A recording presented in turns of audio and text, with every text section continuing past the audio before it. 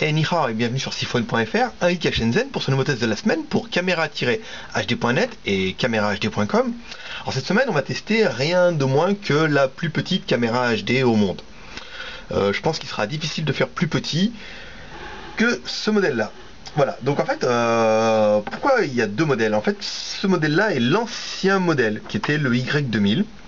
Alors, à la différence de celle-là, c'est que celle-là ne filme pas en HD et pourtant elle est siglée HD. Alors que la caméra HD, elle, n'a pas de stickers. Donc faites bien attention si vous avez l'intention de l'acheter. On a vu beaucoup de revendeurs qui vous fourguent celle-ci. Alors que celle-ci en fait elle n'est pas HD, hein. C'est vraiment une toute petite caméra aussi qui filme en 640 par 480 mais pas de HD. Et aujourd'hui c'est vraiment pas l'intérêt de la chose. Et ça c'est la 2000, mais bon elle est quand même beaucoup moins intéressante que cette nouvelle qui est la Y3000. Donc ça se présente comment? Ça se présente en fait comme un tout petit appareil photo Canon, Nikon, assez compact. L'objectif est ici. Ensuite derrière on retrouve un faux écran LCD, un faux viseur, un bouton sur le dessus. Ici c'est la LED. Et le bouton, parce qu'on les a cherchés, le bouton reset est juste sur le dessus. Alors c'est vrai que c'est pas facile à voir. Et ici en fait vous avez le micro.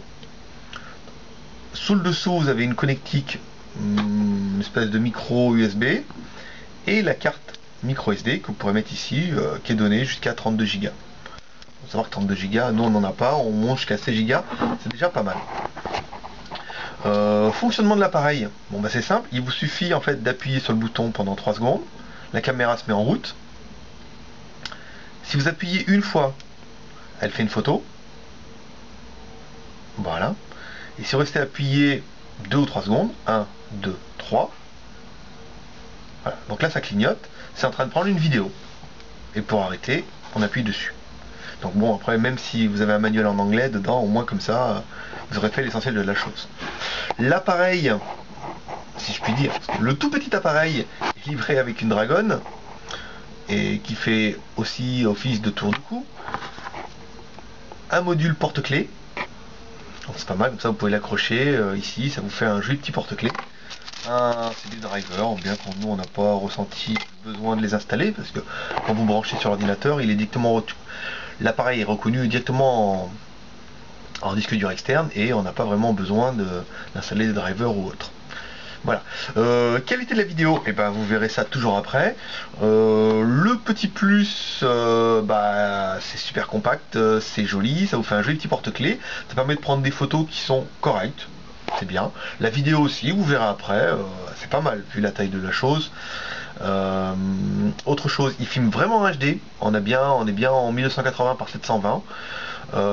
Petit bémol, le format est pas reconnu par Windows d'origine. Donc nous à chaque fois on reconvertit les vidéos quand c'est comme ça, on les reconvertit en MP4.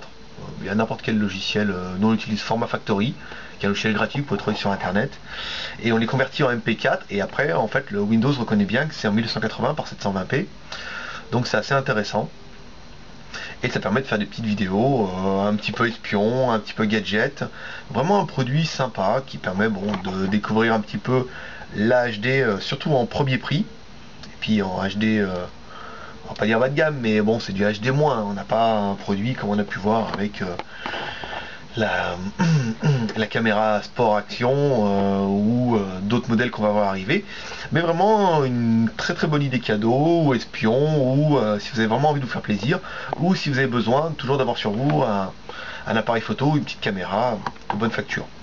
Le prix, en dessous de 50 €, c'est limite justifié quand même, parce que l'appareil est quand même assez compact et vraiment de bonne qualité, de bonne facture. Par rapport à certains modèles qu'on a pu voir avant, où on a ce qu'on appelle nous du HD maybe, on vous vend du HD et en fait on n'a pas grand chose. On a une espèce d'interpolation à l'extrême qui donne rien. Là on a une qualité HD et un appareil qui est quand même plutôt sympa. Voilà, retrouvez ce test sur caméra-hd.net ou caméra-hd.com, le nouveau site en fait, vous allez voir il est tout beau si vous avez l'occasion d'y aller.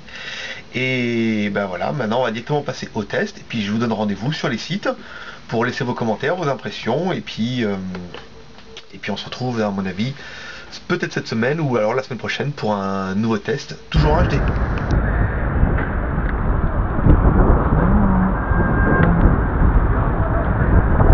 voilà donc pour la qualité de cette plus petite caméra HD du monde.